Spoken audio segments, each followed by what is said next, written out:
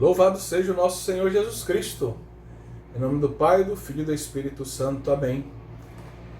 Ó Espírito Santo de Deus, ilumina a nossa inteligência e enche de amor o nosso coração, para que busquemos sempre a verdade e vivamos sempre na caridade. Glória ao Pai, ao Filho e ao Espírito Santo, como era no princípio, agora e sempre. Amém. Nossa Senhora, sede da sabedoria, rogai por nós. Em nome do Pai, do Filho e do Espírito Santo. Amém. Bom, depois de termos apresentado o arianismo e a extraordinária resposta do Concílio de Nicéia a esta heresia, nós vamos avançar algumas décadas. Ainda estamos no século IV, chegamos ao ano, ali em torno do ano 360, e vai surgir uma nova tendência teológica heterodoxa ou herética, aonde se vai notar, por um lado, o desejo desses heterodoxos, desses heréticos, de se distanciarem do arianismo. Por outro, eles também vão cair em um erro semelhante àquele do arianismo. Então, eles se apresentam como anti-arianos, contrários a Ário. E, em outras palavras, homens e mulheres, vamos dizer assim, que estão em sintonia com o Concílio de Nicéia. Mas, enquanto o arianismo nega a divindade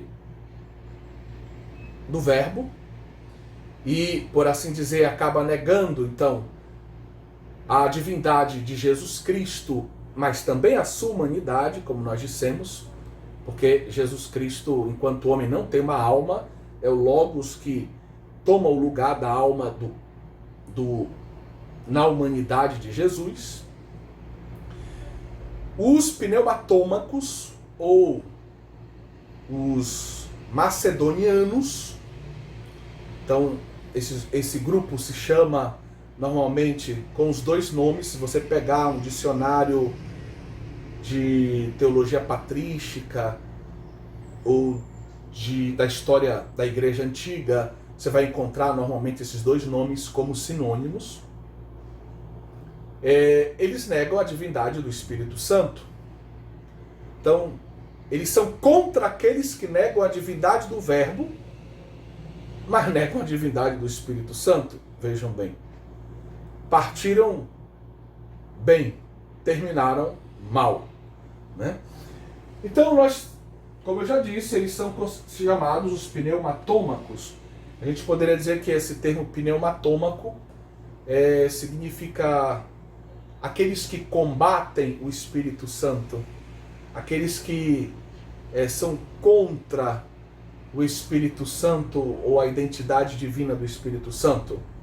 Enquanto os macedonianos, essa expressão macedonianos, é uma referência a um presbítero de Constantinopla que acaba se alternando no poder do patriarcado de Constantinopla com o então patriarca, e acaba se tornando patriarca, e por um tempo ele governa Constantinopla. E esse cidadão macedônio teria sido o grande nome, a origem desse pensamento anti-ariano, mas que nega a divindade do Espírito Santo. Bom, essa atribuição dessa heresia a Macedônio, ela é tradicional, mas existem algumas reservas dos especialistas hoje, talvez seja até injusta. Mas, bom, ele fazia parte do círculo, né, daqueles que pensavam deste modo. Não obstante, talvez ele não seja o mentor, a cabeça desse pensamento. Os pneumatômacos ou macedonianos, eles também muitas vezes são apresentados dentro da esfera do que nós chamamos homeusianos. Os homeusianos, veja, eles são aqueles que, de um certo modo, eles não aceitam, vamos assim dizer, o fato de que o verbo tenha a mesmíssima natureza do Pai, seja realmente consubstancial ao Pai. Os homeusianos, eles fazem parte assim daquilo que nós poderíamos chamar o grupo dos semi-pelagianos. Dos semi-pelagianos. Então, provavelmente, esses pneumatômacos macedonianos, eles, vamos dizer, são uma corrente dessa atmosfera homeusiana semi-pelagiana, certo? Então, eles são anti-arianos, atacam os arianos, mas negam a divindade do Espírito Santo. Atacam aqueles que negam a divindade do Verbo, mas negam a divindade do Espírito Santo. E aí, a querela, a dificuldade vai aumentar na época de São Basílio Magno. Grande Basílio Magno, de uma família virtuosíssima, cheia de santos, uma família que já a avó dele tinha fama de santidade. O irmão dele, Gregório de Nissa, teve um outro irmão bispo, uma irmã religiosa, Macrina, que por sinal é o nome, salvo engano, da sua avó também. Então são personagens assim, na sua família, ilustres, ali da região da Capadócia. E Basílio, ele se tornará então o bispo de Cesareia.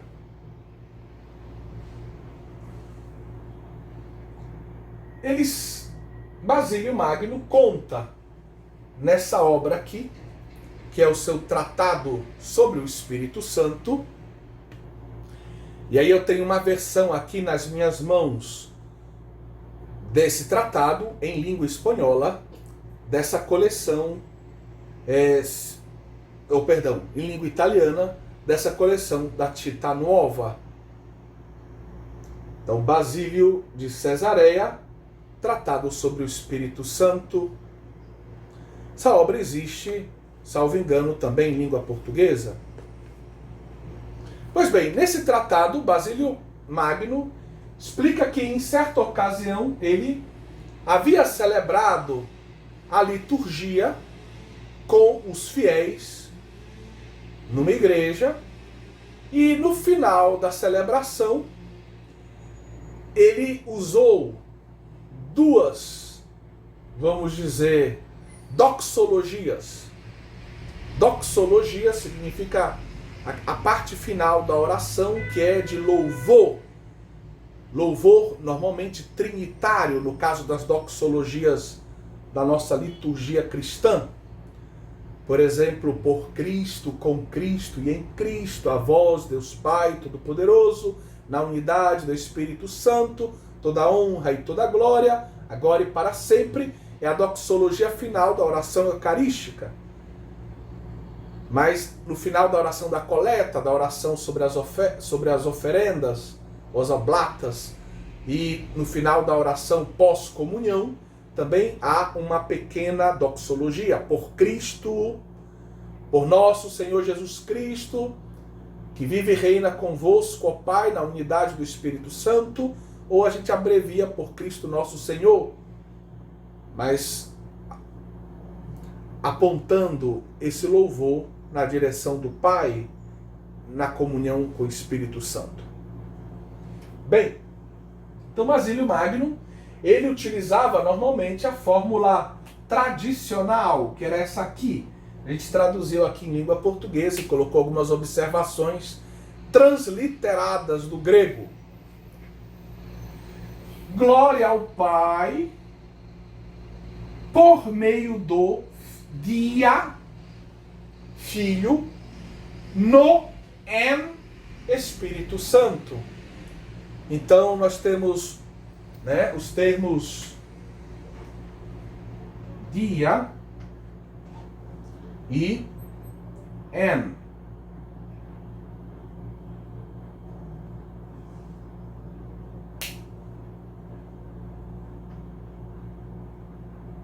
Perdão. En. Certo? Então nós temos essa fórmula, é a fórmula, por assim dizer, clássica. Glória ao Pai, por meio do Filho, no Espírito Santo. Esse por meio do Filho poderia ser pelo Filho, também a gente poderia traduzir assim em português. No Espírito Santo. Mas ele acaba propondo uma segunda fórmula para colocar o Pai, o Filho e o Espírito Santo no mesmo patamar. E aí surgem queixas, porque ele estaria inovando na liturgia. E aí quem conhece o famoso adágio, né? Lex orandi, lex credendi, sabe que é perigoso a gente mudar as fórmulas litúrgicas, porque elas podem, se estiverem erradas, essas novas fórmulas podem desviar a fé. Por isso, toda mudança litúrgica deve ser feita com muita prudência. E no Oriente Cristão existe uma verdadeira oposição, ojeriza, a mudanças litúrgicas. Para você ter uma ideia, em Israel hoje, os gregos, os ortodoxos gregos, eles não gostam de mudar uma lâmpada de lugar, nem de limpar uma lâmpada. Para eles tem que tudo ficar igualzinho como há 1000 anos atrás, há 2000 anos atrás. Mudanças são perigosas. Essa é a visão ortodoxa grega. É a visão dos orientais.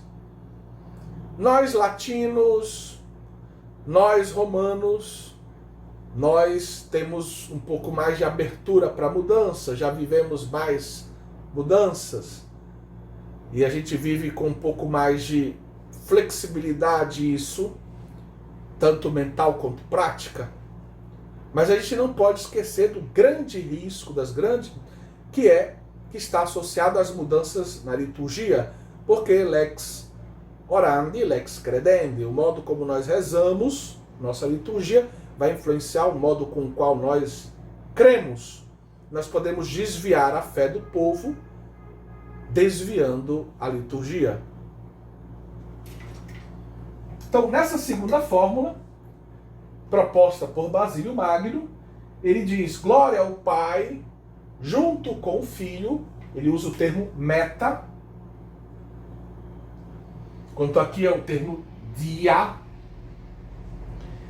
E, enquanto na fórmula original é no Espírito Santo, ele coloca e com sim. Esse sim, usado em sinagoga, por exemplo. Em sintonia, todos no mesmo tom. Esse sim e com, junto está o Espírito Santo também, e com o Espírito Santo nessa comunhão com o Pai e o Filho. E aí os protestos surgem, porque essa fórmula é inovadora, ela é diferente da fórmula clássica, e eles não aceitam. E a partir do debate que se abre, ele compreende que, no fundo, existe uma dificuldade dos seus interlocutores. Eles não compreendem que o Espírito Santo está no mesmo patamar ontológico do Pai e do Filho, que ele é Deus como o Pai e o Filho. Parece que o Espírito Santo está abaixo do Pai e do Filho, e por isso não mereça também estar junto com o Pai e o Filho no, vamos dizer, como fim dos louvores. Os louvores não podem ser ao Pai, ao Filho e ao Espírito Santo, porque parece que o Espírito Santo está abaixo, não está no mesmo patamar ontológico, não é Deus como Pai, como Filho. certo? E aí se abre a questão que nós estamos querendo abordar agora. Está deflagrada a guerra. De um lado, os heréticos. Do outro, os arautos da fé, da ortodoxia. E aqui vamos ver a grande importância dos padres capadócios. Padres ali do período do quarto século, que estão profundamente ligados ao Concílio de Constantinopla, 381, que é o concílio que vai combater a tendência herética dos pneumatômacos macedonianos, certo? O grande nome da preparação é Basílio Magno, ele é o grande bispo, ortodoxo e politicamente articulado, que consegue nomear muitos bispos amigos, consegue influenciar imensamente toda ali a região, né, do Oriente Médio. Mas ele vai morrer às vésperas do Concílio de Constantinopla e vai ser o seu grande amigo de infância, que se educou junto com ele na busca da sabedoria humana e cristã, Gregório de Nazianzo, que vai presidir o Concílio de Constantinopla. Certo? Então, são personagens realmente espetaculares do quarto século. É claro que a gente poderia falar um pouquinho de Atanásio, um pouquinho antes. Atanásio já enfrenta algumas tendências que são semelhantes àquela dos pneumatômacos. Ele chama esses seus interlocutores de trópicos, porque vem do termo tropoi. Tropoi são as figuras de linguagem, figuras que a Sagrada Escritura usa para falar do Espírito Santo, línguas de fogo, a pomba, a água, o vento. E esses que se opõem à divindade do Espírito Santo usam justamente esse argumento. Vejam, a Sagrada Escritura sempre usa essas imagens para falar do Espírito Santo, mas não fica claro se ele é Deus. São figuras de linguagem, são imagens, são metáforas. E eles desvalorizam essas metáforas, essas imagens, para dizer que o Espírito Santo não é Deus. Para dizer que o Espírito Santo não merece o título de Deus. Tá bom? Então já Santo Atanásio começa a enfrentar algumas tendências desse tipo. E por detrás disso tem a providência divina, que quer ver a igreja declarar de um modo solene aquilo que é o dado bíblico, a verdade bíblica de que o Espírito Santo é Deus. Preciso que o magistério declare isso claramente e ensine a todas as gerações de cristãos para que não haja dúvidas. O Espírito Santo é Deus.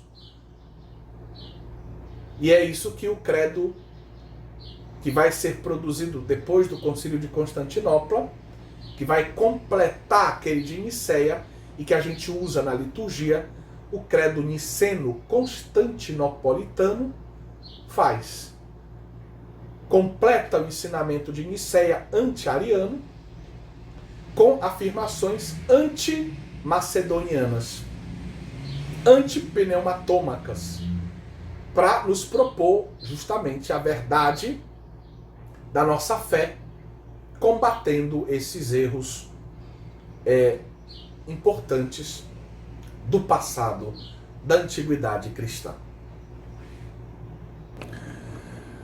Sobre a importância dos padres capadócios, estamos seguindo o nosso manual de Teologia Trinitária, Deus Unitrino. Estamos na página 136. O cardeal Leo Sheftik, da Eslésia, professor por muitos anos em Munique, na Bavária, na Baviera alemã. ele escreve: diferentemente de Atanásio, os capadócios, na sua exposição teológica do mistério da Trindade, partiam da diferença das três pessoas, o que consideravam não como a simples pressuposição tácita, mas como o tema propriamente dito da doutrina trinitária. Então, enquanto Atanásio parte da unidade de Deus, os capadócios partem das três pessoas.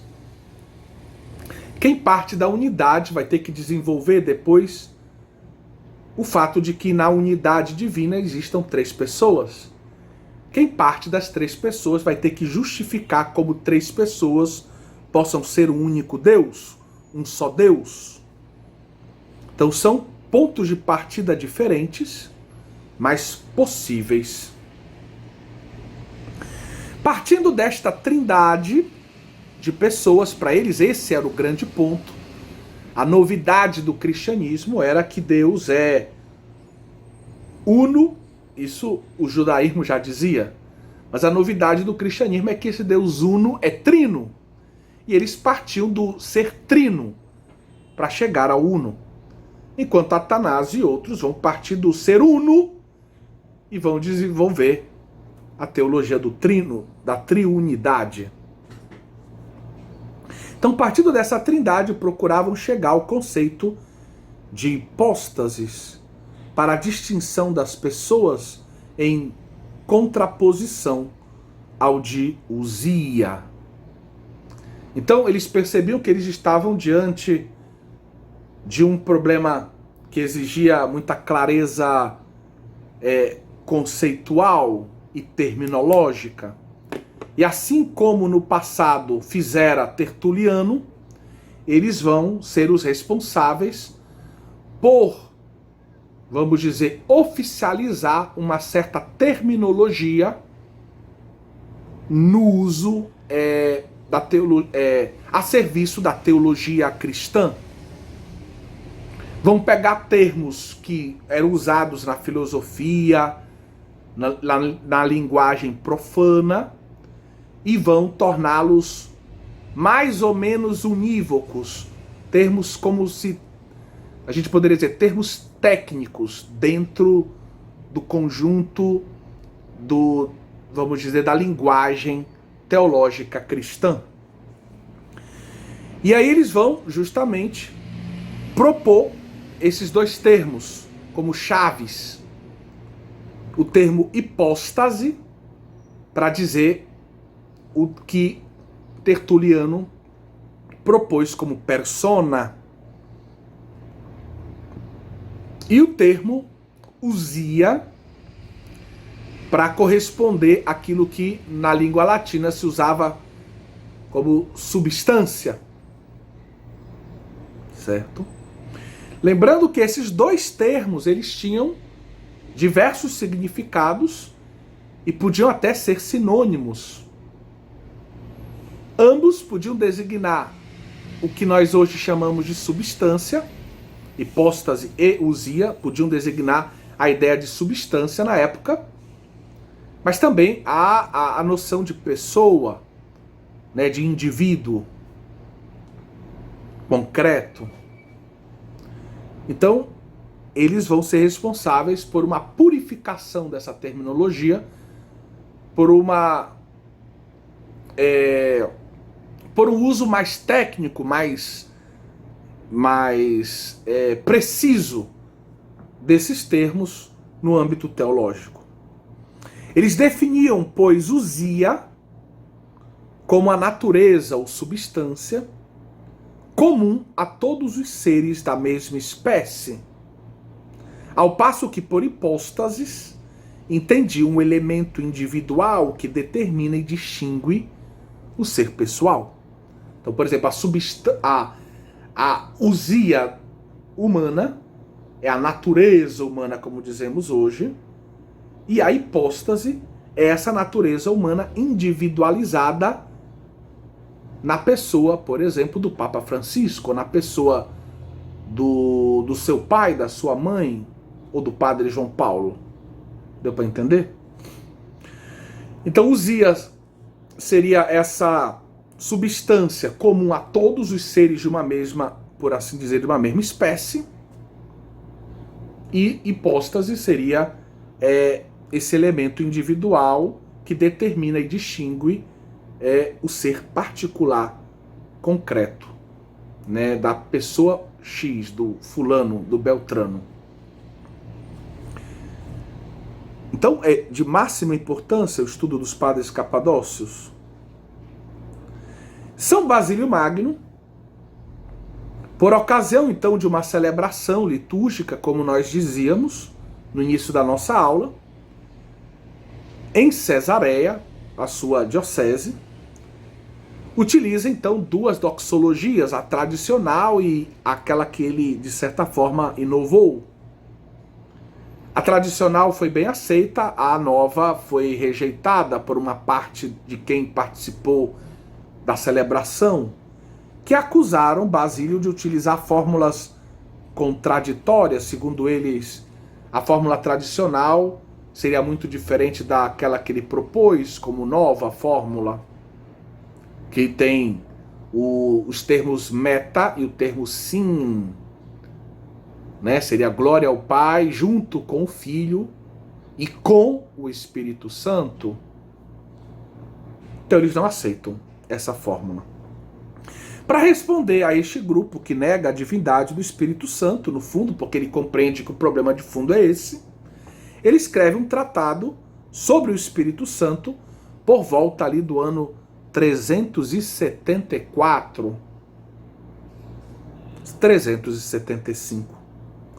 A discussão, ela entra no campo da liturgia, pois os heréticos negavam que se pudesse prestar a mesma adoração e a mesma honra ao Pai, ao Filho e ao Espírito Santo. Para eles, o Espírito Santo está num patamar abaixo, não está no patamar do Pai e do Filho, no patamar da divindade do Pai e do Filho. Ele seria o Espírito ontologicamente inferior ao Pai e ao Filho. Vejam que aqui nós temos um subordinacionismo ontológico, que é herético. Claro, como todo subordinacionismo ontológico, o arianismo foi um subordinacionismo ontológico, que negava que o Filho fosse Deus como Pai. A resposta de Nicéia aniquila ao menos a doutrina de Ário, mesmo que não tenha morrido o arianismo com Nicéia.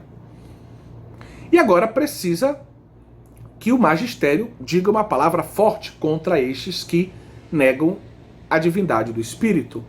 E os padres começam a lutar contra eles. Eu já citei Atanásio, que vai enfrentar aqueles que negam a divindade do Espírito, dizendo que a Sagrada Escritura, toda a linguagem da Sagrada Escritura sobre o Espírito é metafórica, é de imagens, parábolas, símbolos, e que a gente não pode interpretar tudo isso no sentido da divindade do Espírito Santo. Então, contra a opinião dos hereges, Basílio recorda uma série de textos doxológicos da liturgia. Ele vai justamente invocar o princípio lex credendi, lex orandi. A lei da oração é a lei da fé. E ele também vai justamente propor, como outro remédio ao erro, o próprio símbolo de fé de Nicéia. Vai recordar o ensinamento dos padres da igreja, Clemente Romano, Irineu de Leão, Eusébio de Cesareia, seu antecessor. Até Orígenes é citado. Mas o grande texto, realmente o texto mais importante que ele utiliza para combater os heréticos, para ele um texto decisivo, que é Sagrada Escritura, por isso é Palavra de Deus, e ao mesmo tempo inaugura a nossa fé cristã, vamos dizer, a nossa vida cristã, melhor dizendo, começa com o rito do batismo. Eu estou me referindo, sim, acho que você já entendeu, ao final do Evangelho de São Mateus, ou seja, Mateus 28, versículo 19, ao mandato batismal. O ressuscitado manda, não pede, ele manda, imperativo. Ide, batizai a todos. Em nome do Pai, e do Filho, e do Espírito Santo. Essa é a fórmula batismal até hoje. E essa fórmula, justamente, Basílio Magno coloca em relevo isso.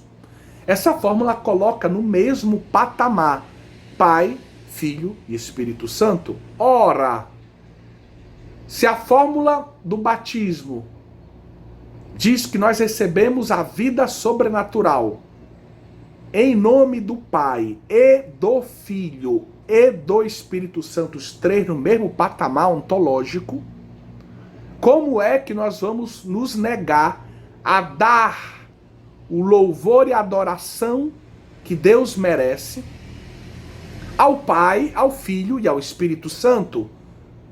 Pois é bem claro, à luz da fórmula batismal, sublinha Basílio, que o Espírito Santo é Deus como Filho, é Deus como Pai, é Deus. E aí a gente cita aqui Gilles Emery. Gilles Emery, nós já citamos uma outra obra dele, que é uma obra espetacular, que vai nos servir muito quando falarmos de Santo Tomás de Aquino. A Teologia Trinitária segundo São Tomás de Aquino. É uma obra francesa, na minha opinião, a melhor que existe, sobre a teologia trinitária de Santo Tomás. Você pode encontrar alguns vídeos de Gilles Emery no canal YouTube I Aquinas. I Aquinas. De vez em quando eu mando alguns vídeos deles para vocês, são dominicanos. E esse atual, ainda professor de Friburgo, na Suíça, tive a oportunidade de seguir um curso com ele maravilhoso. Ele propõe algumas questões da Suma Teológica, demonstrando toda a sua familiaridade com o pensamento de Santo Tomás. É impressionante o quanto ele conhece Santo Tomás e os seus escritos. Pois bem, Gilles Emery, ele escreve também uma obra pequena, que a gente poderia traduzir como A Trindade, Introdução Teológica à Doutrina Católica sobre Deus Trindade. E ele dedica uma boa parte dessa obra a comentar os padres capadócios, que vão influenciar Santo Tomás de Aquino, por sinal. Certo? E ele vai explicando o pensamento dos padres capadócios em matéria. É um texto extraordinário. Vale a pena conhecer. Pois bem, Gilles Emery, segundo Gilles Emery, pode-se constatar no pensamento de Basílio uma estreita, profunda correspondência entre a fórmula batismal, né, o sacramento do batismo, o credo, porque ele diz, olhem a estrutura do credo. Como é que está estruturado o credo? Além do fato de que a gente é batizado em nome do Pai, e do Filho, e do Espírito Santo, na hora que uma pessoa, que um catecúmeno, vai ser batizado, o ministro pergunta para ele, creis em Deus Pai Todo-Poderoso, Criador do céu e da terra? Creio. Aí a tradição apostólica ensina que a gente deve mergulhar, né? O catecúmeno nas águas batismais. Creis em Jesus Cristo, seu único Filho, nosso Senhor, parará, parará? Creio. Resposta, mais uma imersão. Creis no Espírito Santo, na Santa Igreja Católica e assim até o amém final? Creio. e aí se faz a terceira imersão. Ou seja, ele diz, vejam, a estrutura do nosso batismo é trinitária. São 3 imersões. Nós somos batizados em nome do Pai e do Filho e do Espírito Santo. Nós professamos a fé em Deus Pai, em Jesus Cristo e no Espírito Santo. Então, o início da nossa vida cristã proclama essa verdade. Como é que eu vou negá-la depois? Então, para ele, o sacramento do batismo é essencial. E o credo também. A profissão de fé é essencial. E também as tradições doxológicas são essenciais. Os hinos, os cantos. Então ele tenta combater os heréticos a partir da Sagrada Escritura, dos sacramentos, do credo, da tradição litúrgica da igreja. Então é um belíssimo tratado, vale a pena conhecer. Recomendo a leitura do tratado sobre o Espírito Santo de Basílio de Cesareia ou Basílio Magno. E aí a gente fala do seu grande amigo, Gregório de Nazianz, ou Nazianzeno, que faleceu já, enquanto Basílio Magno morre ali por volta do ano 379.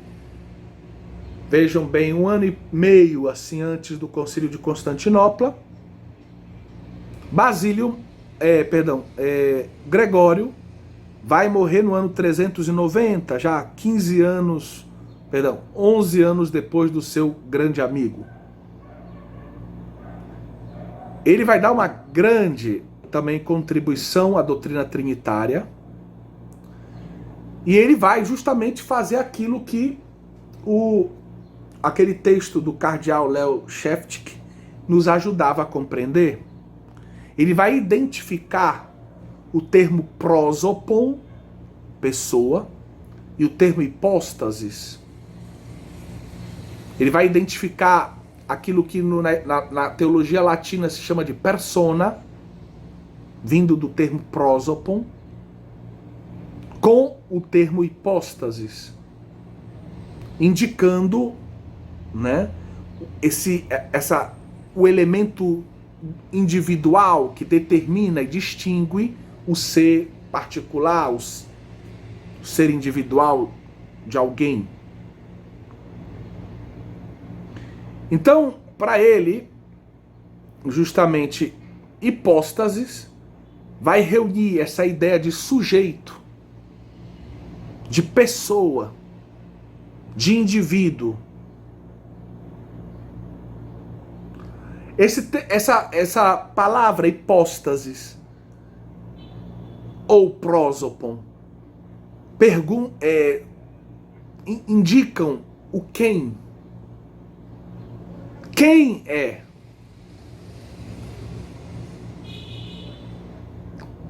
Quem é esse sujeito? Quem é essa pessoa? Quem é esse indivíduo?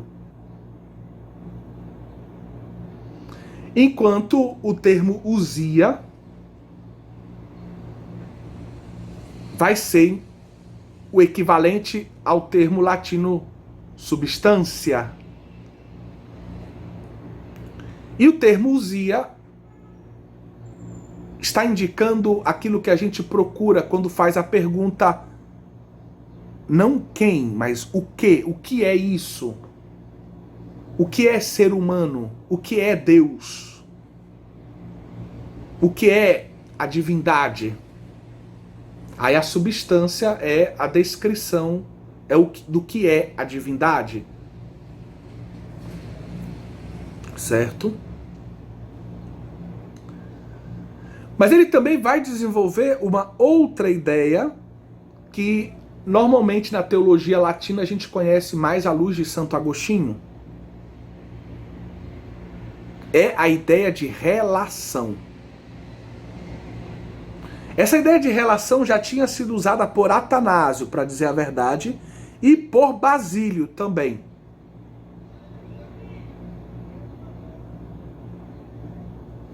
Então, qual é a ideia? Como é que Gregório vai pensar? Ele vai dizer, olha, Pai, Filho, Espírito Santo, não são nomes da substância, da natureza.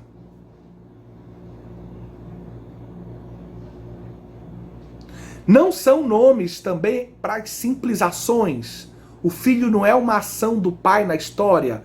O Espírito Santo não é uma ação do Pai na história. Isso seria modalismo.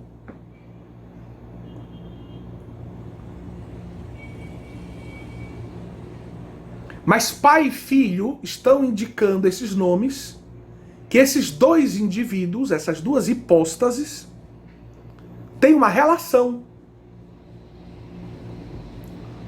No caso, uma relação de origem, pensando a parte do Filho.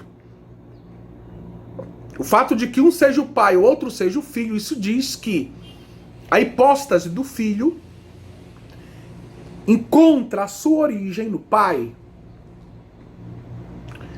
E diz que o Pai é a origem divina, eterna, da hipóstase do Filho. Enquanto a gente já viu, o Pai não recebe de nenhum outro, de nenhuma outra pessoa, o seu próprio ser. Ele é a origem não originada. Agênetos.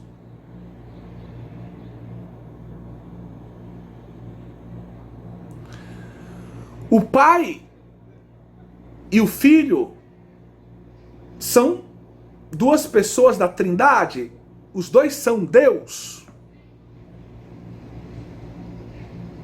Mas o Pai não é o Filho, nem o Filho o Pai. Mas o Pai também não pode ser Pai sem ter o Filho. É preciso que haja o Filho para que ele seja Pai. E o Filho não pode ser sem que haja o Pai, porque ele recebe o ser dele do Pai. Logicamente falando, para o Pai ser Pai, ele precisa ter o Filho.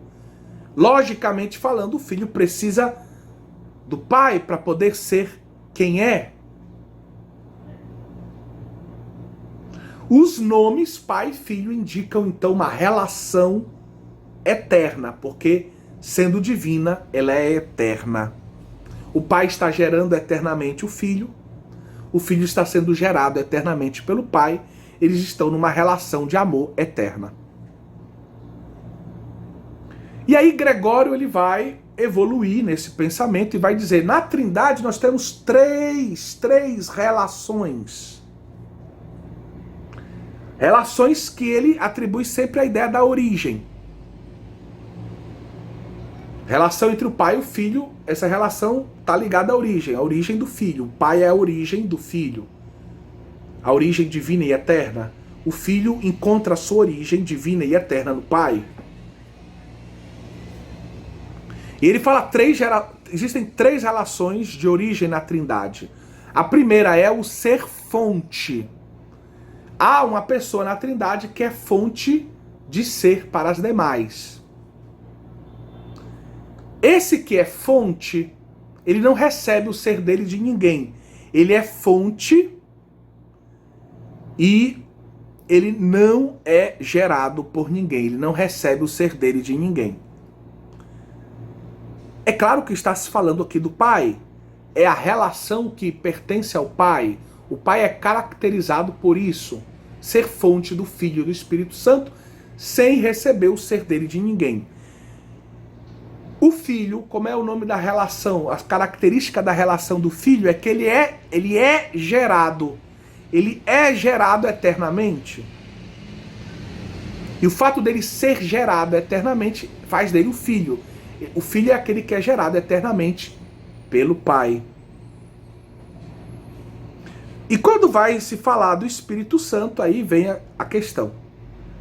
São Gregório de Nazianzo vai usar um termo diferente. Enquanto o Filho é gerado eternamente pelo Pai, ele vai usar um termo que vem lá do Evangelho de São João, sobre o qual nós já falamos, que a gente traduz no português como procede, proceder.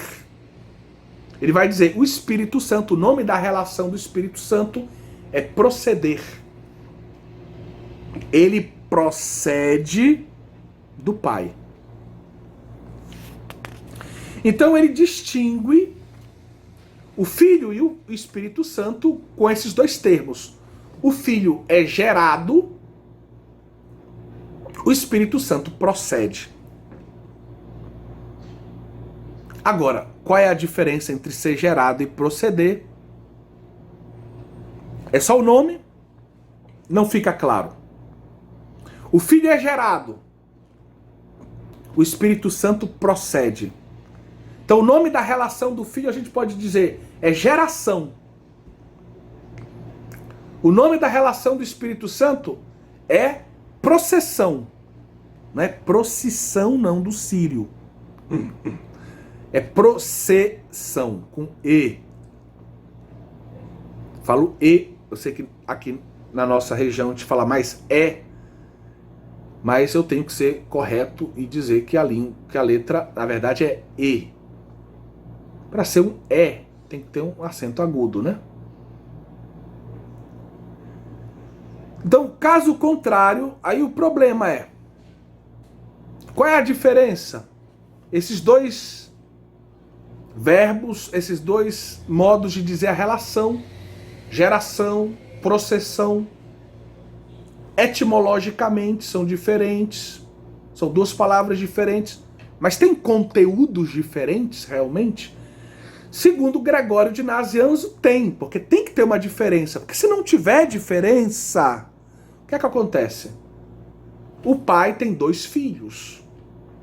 Se o Filho e o Espírito Santo vierem do pai de um modo igual, aí o pai tem o filho 1 e o filho número 2. O Espírito Santo seria o filho número 2 do pai. Então tem que ter uma diferença nessa relação entre Espírito Santo e Pai.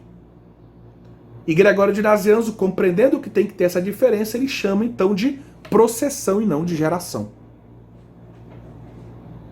Gregório de Nissa, vamos falar um pouquinho dele. Ele é mais jovem do que Basílio Magno, é irmão de Basílio Magno, grande teólogo, muito especulativo. Existem muitos trabalhos sobre Gregório de Nissa nos últimos anos, dicionários, obras muito interessantes, inclusive essas obras completas estão sendo, não sei se já terminaram de ser publicadas em língua italiana, edições bilíngues, edição bilíngue. Mas Gregório de Nissa, ele morre por volta do ano 395, muito influenciado por Orígenes, mais do que os outros. É o mais especulativo dos padres capadócios, mas talvez é o que mais também, vamos dizer, com a sua genialidade, às vezes também se afasta um pouquinho da regula fidei. Ele vai aprofundar a reflexão sobre a processão do Espírito Santo, mostrando que ele procede. E aqui ele intuiu uma coisa muito importante.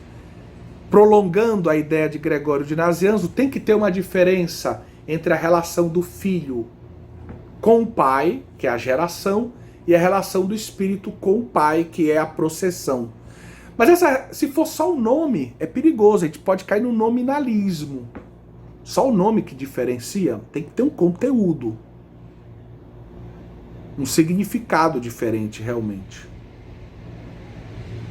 E aí ele escreve ele escreve o seguinte: ele vai dizer que o Espírito Santo, ele procede do Pai, e aí vem a genialidade dele, através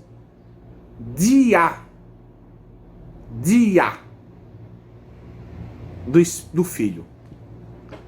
Ele procede do Pai através do Filho. Então a ideia é essa: Pai, Filho, Espírito Santo. O Espírito Santo procede do Pai. O Pai é a fonte primeira, é a origem divina do Espírito Santo. Mas ele comunica o ser ao Espírito Santo através do Filho. Dia Filho. E aí está a diferença, então.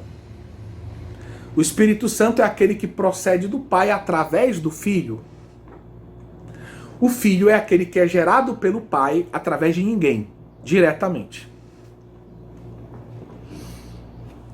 Leamos, vamos ler esse texto que está aqui na página 138, também do cardeal Leo Sheftik. Um artigo que ele escreveu sobre a formulação magisterial e histórica do dogma da Trindade.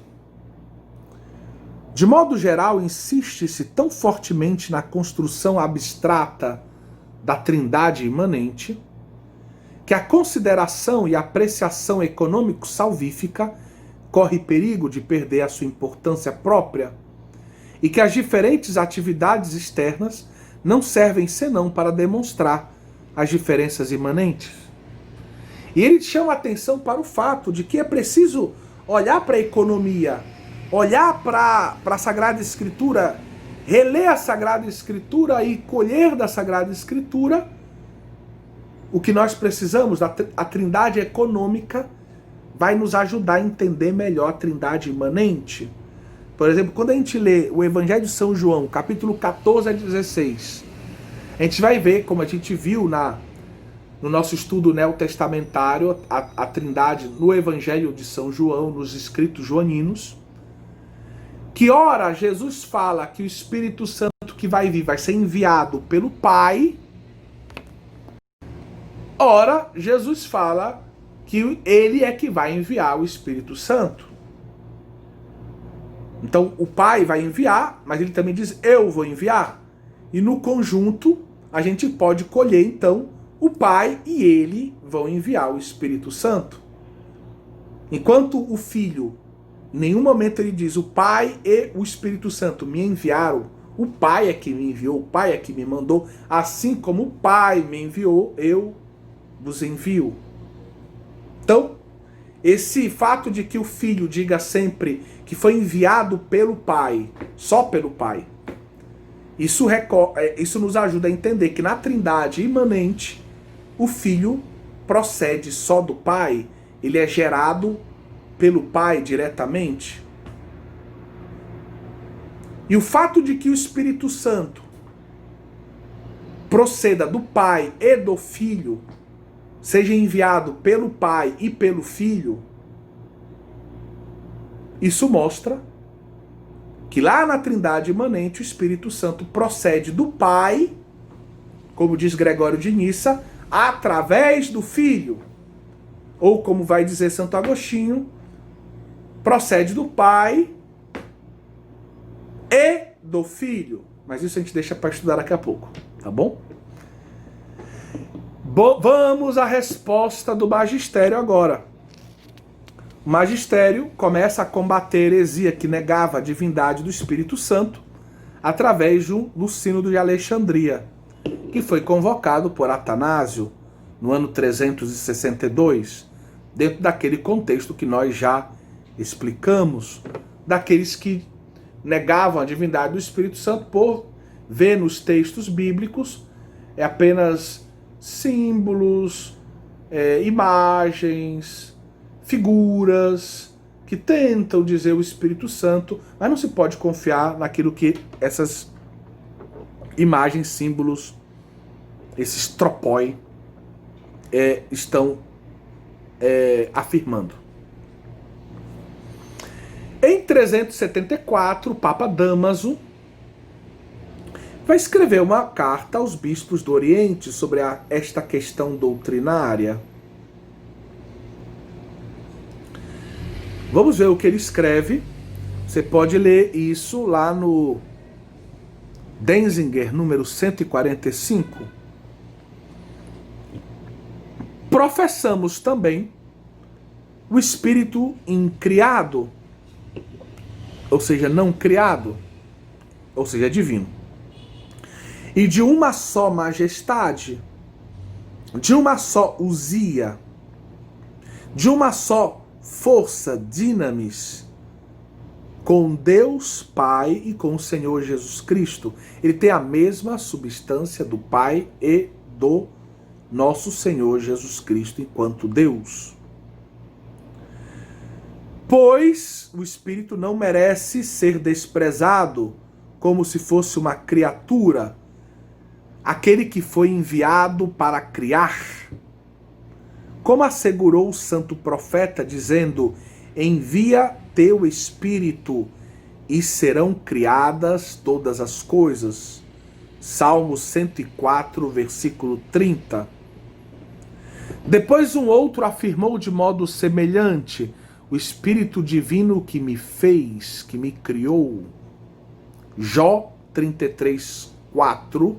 Lembrando que esse fez, às vezes, no português, é um modo de traduzir aquele verbo bará, né? Aquele verbo de fazer no sentido de criação. Com efeito, não se deve separar quanto à divindade aquele que está unido no operar e na remissão dos pecados.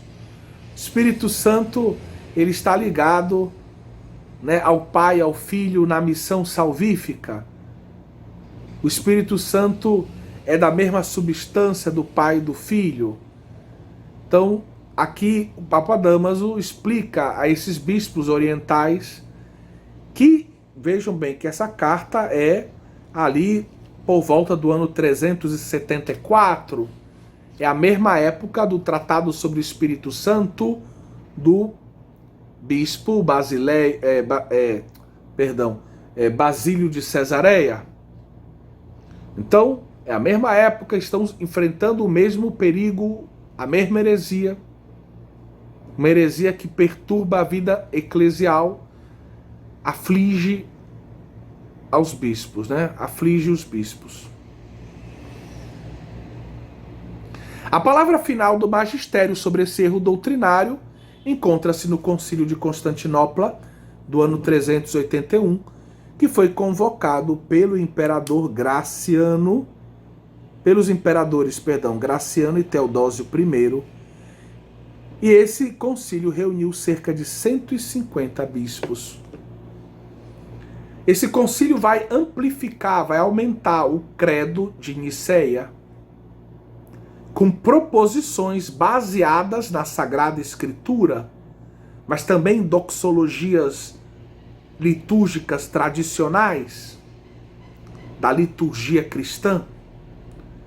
No artigo dedicado ao Pai, por exemplo, se acrescenta que ele é criador, e a novidade é do céu e da terra. Esse do céu e da terra é uma expressão bíblica. Deus criou o céu e a terra. Gênesis 1, versículo 1. Que significa, na verdade, biblicamente falando, céu e terra são os extremos. E os extremos incluem tudo o que existe no meio. Então, quando a gente diz que Deus criou o céu e a terra, nós estamos dizendo que Deus criou todas as coisas, do extremo do céu ao extremo da terra. Tudo que existe foi criado por Deus.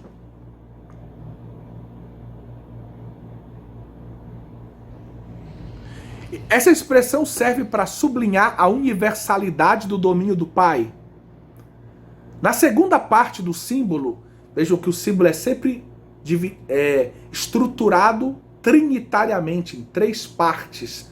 Basílio Magno dizia isso contra os pneumatômacos. Vejam que a própria estrutura do credo é tripartida, Pai, Filho e Espírito Santo, para mostrar que os 3 são Deus. Na segunda parte do credo, aquela relativa a Jesus Cristo, ao Verbo encarnado, acrescenta-se que a geração do Filho é antes de todos os séculos. Ele foi gerado antes de todos os séculos, significa, na verdade, ele é gerado eternamente, antes do tempo, antes da criação, antes de tudo aquilo que foi feito para fora da Trindade.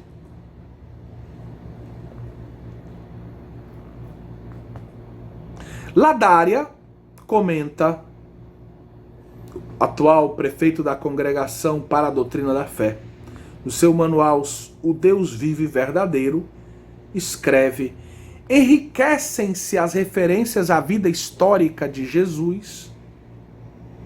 Antes de tudo, diz-se que a encarnação se dá por obra do Espírito Santo e de Maria, a Virgem. Então se faz uma referência à encarnação de Jesus, importante, se diz que ele se encarnou por obra do Espírito Santo. Vejam, isso para a teologia trinitária é importante. O Verbo se encarnou por meio de uma ação do Espírito Santo, essa ação da terceira pessoa da Trindade. Mas também isso tudo acontece no seio da Virgem Maria, pelo sim de Maria, que vai contribuir com a sua humanidade para a encarnação do Verbo. Acrescentam-se também, na segunda parte, referências à crucifixão e à sepultura de Jesus. E se diz que a ressurreição vai acontecer seguindo o que está escrito no início do capítulo 15 da primeira carta de São Paulo aos Coríntios. Ou seja, é uma adição de tipo bíblica. A ressurreição de Cristo aconteceu segundo as Escrituras.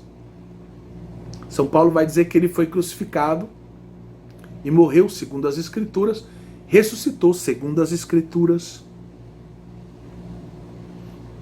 Vai se dizer também, acrescenta-se o fato de que Jesus subiu ao céu e está sentado à direita do Pai. Está sentado à direita do Pai, vai ser acrescentado para dizer que ele reina, Também é uma expressão bíblica. Vejam que são termos bíblicos.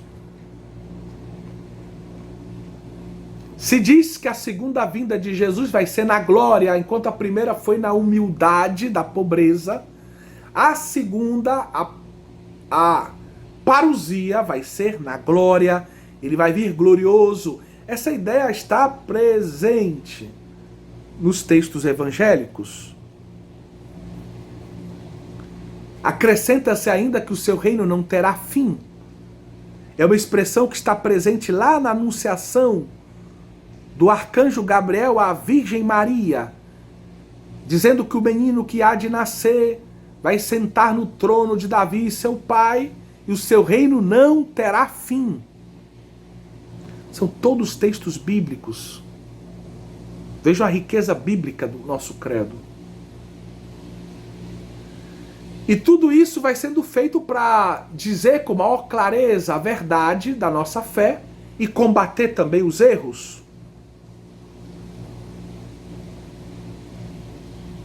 Aqui se combate, de modo especial, um certo Marcelo de Ancira, que falava que o reino de Jesus um dia ia acabar.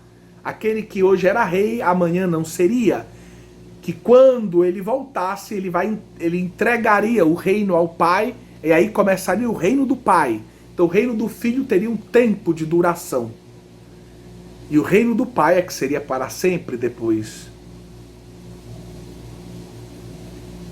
Mas essa ideia de Marcelo de Ancira é praticamente gnóstica. Ela não respeita a Sagrada Escritura. Ela não respeita a revelação. E é por isso se combate esse erro, acrescentando que o reino de Jesus não terá fim. O seu reino não terá fim.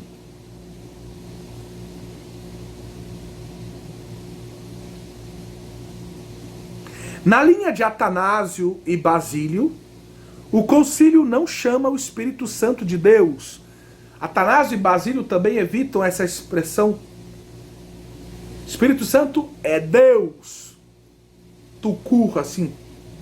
Apenas isso. nem afirma a consubstancialidade do Espírito Santo em relação ao Pai e ao Filho. Porque esse termo consubstancial ficou de tal modo associado ao Filho, na sua relação com o Pai, na questão anti-ariana, que não parecia bem aos padres conciliares tirá-lo desse contexto e colocá-lo lá na relação entre Espírito Santo e Pai e Filho. Mas o credo afirma a divindade do Espírito Santo de outro modo, dizendo que o Espírito Santo é Senhor, é Kyrios, é Dominus. Kyrios, Dominus, significa Deus, como nós já vimos, que procede do Pai e do Filho, ou do Pai através do Filho,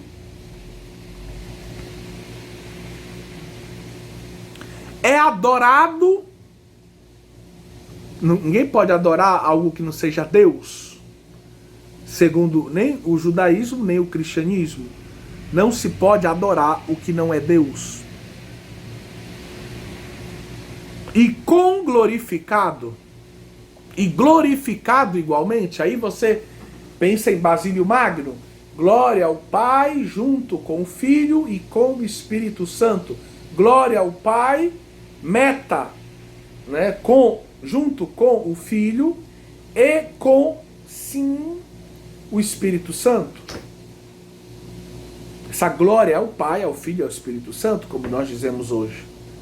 E aí se fala justamente com glorificado, ele é glorificado junto com o Pai e o Filho. Ele é adorado junto com o Pai e o Filho. Ele é Senhor. Então, vejam, o Espírito Santo recebe em 4 pontos. Vamos resumir o ensinamento de Constantinopla sobre a divindade do Espírito Santo. O Espírito Santo recebe o título de Senhor, Kyrios. Esse título é capital, porque é um nome propriamente divino, aquele pelo qual a Septuaginta traduz o tetragrama santo, aquilo que alguns chamam de Yahvé. Este título coloca o Espírito Santo no mesmo plano ontológico do Criador e do seu Filho. E é bíblico porque 2 Coríntios 3,17 diz: o Senhor é o Espírito, ou o Espírito é o Senhor. Segundo ponto, o Espírito Santo é apresentado como doador da vida, zopoios, aquele que doa a vida. E essa noção teológica de doar a vida, no contexto veterotestamentário e neotestamentário, é sinônimo de divindade, de Deus. Deus é que é o Senhor da vida, quem pode dar a vida. Essa mesma noção do Espírito como doador da vida, ela aparece lá em Romanos 8, 2. O Espírito dá a vida em Cristo Jesus. Aparece também em Romanos 8, 10. O Espírito dá a vida. E você pode ler também 2 Coríntios 3, 6. 1 Coríntios 15, 45. Esse dar a vida é uma ideia que aponta para a divindade do Espírito Santo. Deus é o autor da vida, Ele é o Criador. Mas também devemos entender a capacidade de dar a vida também pode ser lida como uma referência ao seu poder recriador. O Espírito Santo comunica a nova vida, a vida da recriação, a vida que Cristo conquistou para nós na cruz e na sua ressurreição, a vida pascal. Então esse termo dar a vida pode ser associado tanto à criação quanto à recriação, à redenção. Certo? Terceiro ponto, o Espírito procede do Pai. No texto original do concílio, não se encontra aquele procede do Pai e do Filho. Esse e do Filho, a palavra filioque, no latim, foi acrescentada depois. Vamos ver essa história mais tarde, depois de falarmos de Agostinho. O concílio parte para esse procede do Pai de João 15, 26. Nós falamos disso quando comentamos a Trindade em São João. Aparece esse verbo proceder. João descreve a proveniência do Espírito Santo no âmbito da Trindade econômica, dizendo assim: quando vier o Consolador, que eu, Jesus, da parte do Pai, vos hei de enviar, aquele Espírito de verdade que procede do Pai, ele testemunhará de mim. São João usa então esse termo para descrever a processão eterna do Espírito, São João não, o Concílio de Constantinopla, usando essa expressão do Evangelho de São João, capítulo 15, versículo 26, enquanto em São João o contexto da Trindade econômica, o Concílio de Constantinopla está usando o mesmo termo para ir da Trindade econômica à Trindade imanente. Da ação redentora que a Trindade opera na história para a vida intratrinitária. Então o concílio está descrevendo com esse termo proceder a processão eterna, esse movimento eterno, esse fato de que o Espírito recebe o seu ser, tem a sua origem eterna no Pai. O Pai é a origem eterna do Filho por geração e é a origem eterna do Espírito Santo por processão. O concílio afirma que o Pai é a fonte eterna do Espírito Santo. O Espírito não é criado, é incriado, mas é consubstancial ao Pai. Por que ele é consubstancial ao Pai? Porque ele é Senhor, porque ele é doador da vida, porque ele pode ser adorado, conglorificado.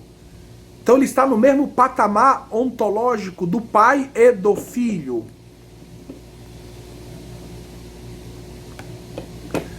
O Espírito se distingue do Filho, como vimos em Gregório de Nazianzo,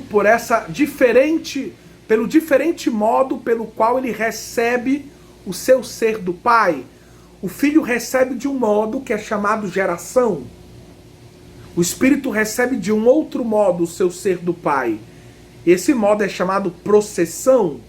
Agora, qual a diferença exata ainda não está claro, e por isso é que Gregório de Nissa tenta completar essa ideia que não entra no Concílio de Constantinopla, usando o através. Ele procede do Pai através do Filho. Procedendo do Pai, fica claro, o Espírito Santo não é uma criatura, não é gerado, por isso ele não é o Filho. Mas ele também não é uma criatura. Ele é adorado como Deus, ele é conglorificado como Deus, ele é Senhor e dá a vida, mas ainda é preciso, fica claro que ainda precisa aprofundar a figura do Espírito Santo. Quarto ponto. O símbolo niceno-constantinopolitano, usando as palavras de Atanásio, recorda que o Espírito Santo é digno de ser adorado. São palavras de Atanásio, esse gigante contra o arianismo, mas que lutou também contra essas tendências que negam a divindade do Espírito Santo. Então ele recorda, o Espírito Santo é digno de ser adorado. Com o Pai, o Filho é adorado e conglorificado. O Espírito não é adorador, como diziam os pneumatômacos. Negando a divindade, eles dizem no fundo que ele tem que adorar o Pai e o Filho. Não, ele não adora o Pai e o Filho. Ele não é adorador, ele é adorado. Mas ele recebe a honra divina, a glória. A adoração é um culto exclusivo a Deus. E acrescentamos um quinto ponto. A formulação que diz que o Espírito Santo falou por meio de profetas já se encontrava em símbolos anteriores. Existem fundamentos bíblicos para esta afirmação também.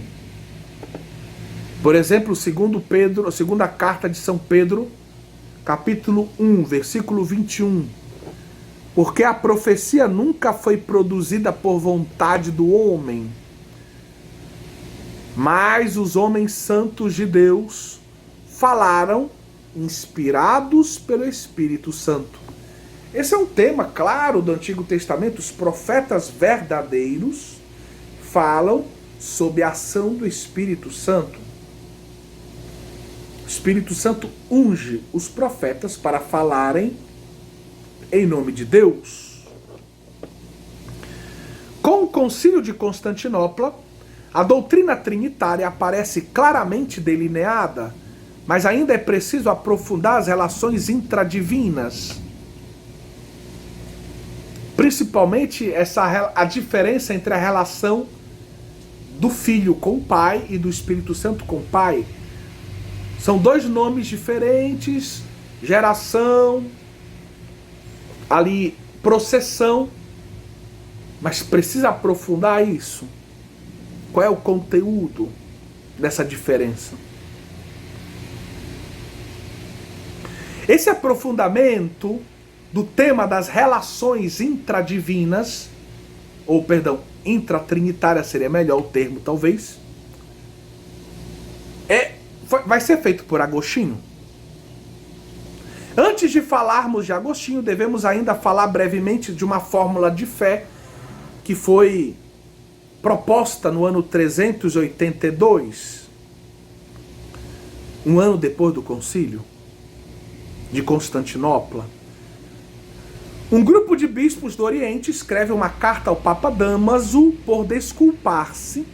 para desculpar-se por não poderem participar de um concílio na Itália que o Papa está convocando. Os bispos invocam, vejam só, se fosse hoje, né, a falta de tempo para prepararem-se para a viagem e recordam a situação ainda frágil de suas igrejas dentro desse contexto de conflito doutrinal. E principalmente pensemos aqui ainda ao arianismo.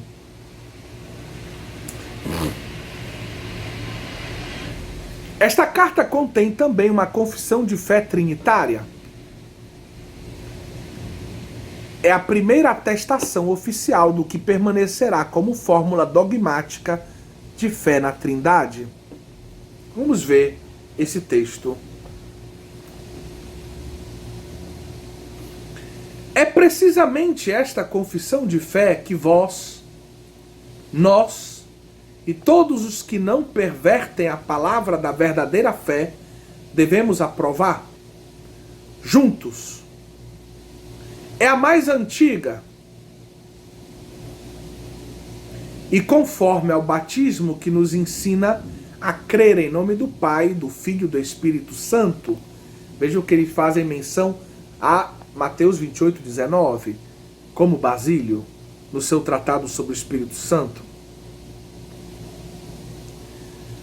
E nós somos chamados a crer evidentemente numa só divindade, a só um Deus. Há um só Deus. Que tem a mesma, né, com a sua potência, a sua substância divina. Substância, ousia. E esse único Deus, que tem uma única substância, é Pai, Filho e Espírito Santo. Na dignidade igual em honra e coeternidade de sua realeza em três hipóstases. Três hipóstases, uma usia. Três hipóstases perfeitas. Ou ainda, como vocês no Ocidente dizem, já que são os orientais escrevendo para o Papa, três personas, né? Três prosopon, perfeitas. De sorte que nem a peste de Sabélio, que nós vimos que era modalista, poderia encontrar lugar aí, porque são três hipóstases. Não é uma hipóstase só com três modalidades de manifestações históricas. Ela que confunde as hipóstases como se fosse uma só e suprime, portanto, as propriedades. Nem a blasfêmia dos eunomianos, arianos e pneumatômacos poderia achar força.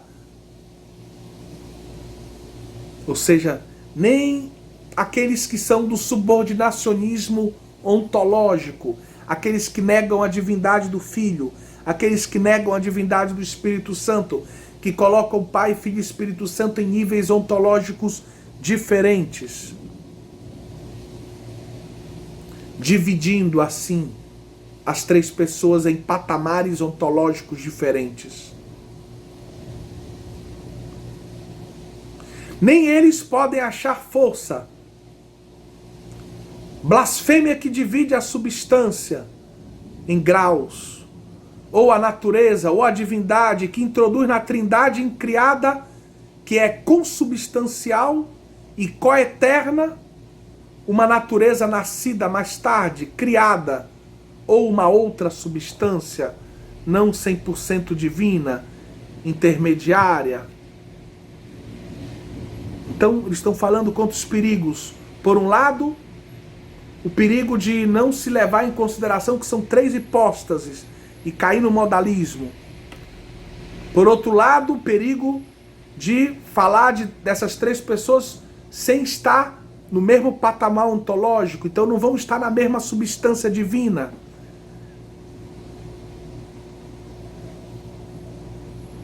E isso é um problema também. Este texto, fortemente marcado pela teologia dos padres capadócios, apresenta a fórmula trinitária que permanecerá usual em toda a igreja até os nossos dias. Um só Deus em pessoas três. Uma usia divina em três hipóstases.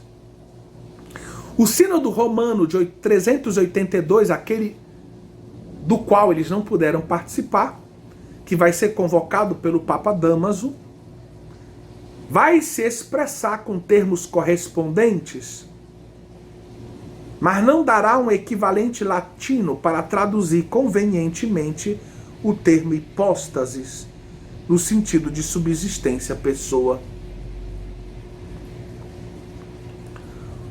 O Concílio de Constantinopla II, 553, reunido para afirmar a fé cristológica da Igreja, nós vimos isso no nosso curso de Cristologia, você pode retomar esse assunto se quiser, lendo a nossa apostila do professor Hauck, ou, por exemplo, assistindo a nossa aula, lá na playlist do nosso canal YouTube de Cristologia.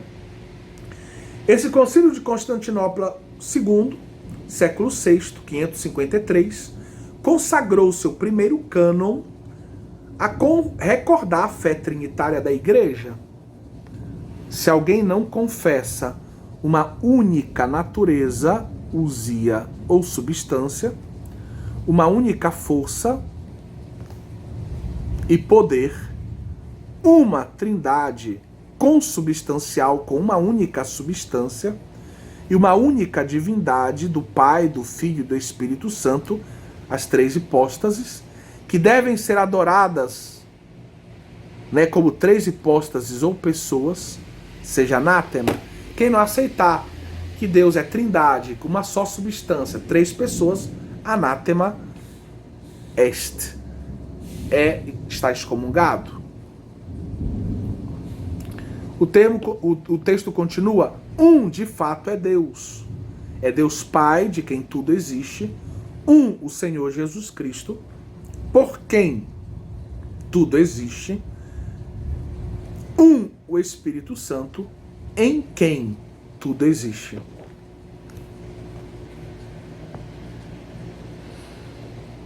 Então vejam que belo texto que nós temos aqui do Concílio de Constantinopla II, primeiro cânon.